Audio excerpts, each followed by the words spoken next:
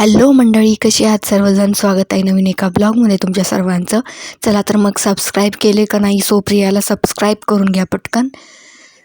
जरा मग आता तेल घेतले कढईत. आज वांग्याची झणझणीत अशी भाजी बनवायची होती.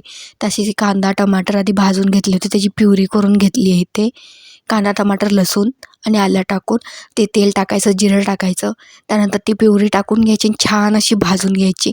किती छान, कारण का मी तर लाल दिसतंय ना ते, कारण का मी टमाटर जास्त वापरले आणि कांदा थोडा कमी घातला होता, त्यामुळे तसं दिसतंय. हे बघ, मी खोबऱ्याचं कूट टाकलं आहे. नंतर जरा गोडा मसाला टाकला, धने पावडर टाकली, थोडीशी हळद टाकली, सगळं मिक्स केलं छान असं.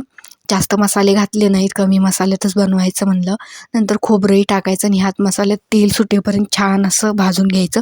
शेंगदाण्याचं कूटही घालायचं, छान असं भाजून घ्यायचं. वांग्याचे छोटे छोटे काप करून घ्यायचे. त्यानंतर घरचा आपला लाल तिखट टाकून घ्यायचं, 2-3 चम्मच. तिखट जर झणझणीत बनवायची होती म्हणताना. आणि ती ग्रेव्ही एकसारखी होण्यासाठी असं थोडं बेसन टाकलं, अर्धा चम्मच.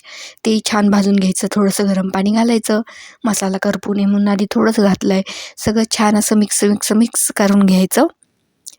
छान बघा, चटचटून वरती तेल येतं आहे त्याच्यातून. किती छान वाटतं. हे नुसतंच चपातीबरोबर खाल्लं तर हे सुद्धा छान लागेल.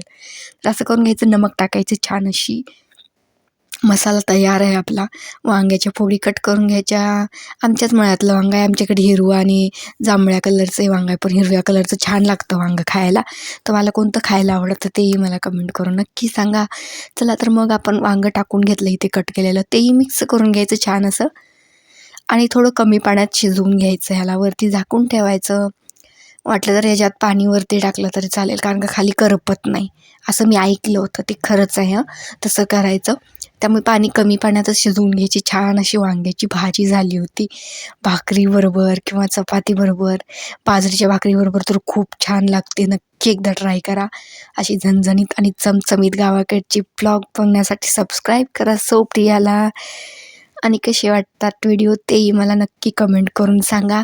चला मग, बोलत बोलत इथं वांग्याची भाजीही तयार झाली आहे. या मंडळी जेवायला सोप्रियाच्या किचनमध्ये. भेटू असेच नवनवीन छान छान ब्लॉग्स घेऊन तुमच्यासाठी. चला, मस्त खा, स्वस्त राहा आणि सबस्क्राईब करा सोप्रियाला. बाय.